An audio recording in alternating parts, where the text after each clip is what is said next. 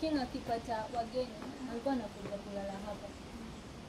So walikuwa wanatandiziwa mikeka. Hiyo time hakukuwa na vitanda, hakukuwa na mattresses.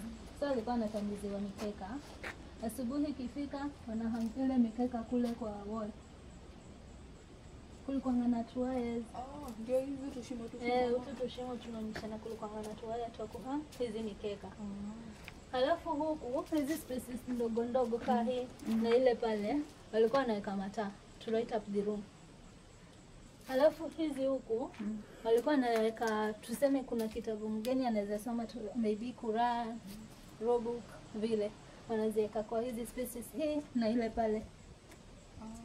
Hizo ndo walikuwa wanaweka zile vitabu.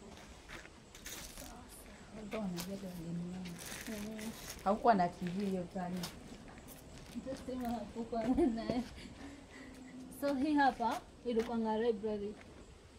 Hapa ndo walikuwa wanaweka scrolls zao. Raw books za mapema, history books. Hapa ndo walikuwa wanaziweka zote. Halafu hii hapa ilikuwa na a store. Maybe kuna zile vitu za hunting, akina bows, arrows zote wanaziweka huko. Ama maybe vitu zingine zenye huwekwa kwa store. Yeah. Ilikuwa na anamari ama a store. Na ilikuwa imegawanywa into different parts. Ndo waweze kuweka vitu zao in an orderly manner. Yeah. Pale kuna dispenser nyingine pale hivyo mbele. Ile pale. Ile ni dispenser nyingine. Ndio kuna kati na baridi.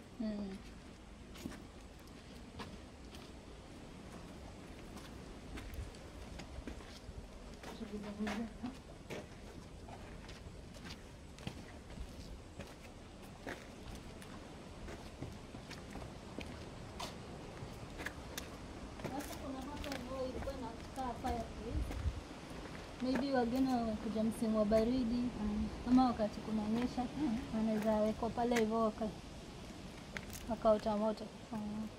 Yeah.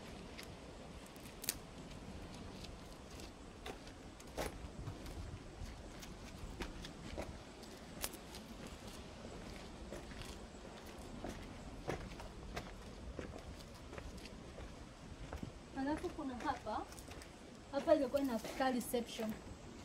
This is the main entrance kwa parades. So hapa ilikuwa ina reception. Maybe unataka kumuona king, unakuja unapata masojas anakupea kitu unakaa, anaenda anabriefiwa kuna mwenye anataka kumuona. Either itikie ama akatae. Kawaida.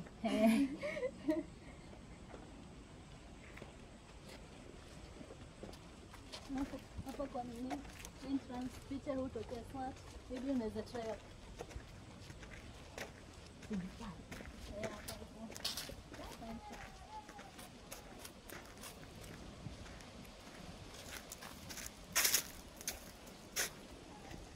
Watu walikuwa wamejipanga na sehemu zao za kukaa.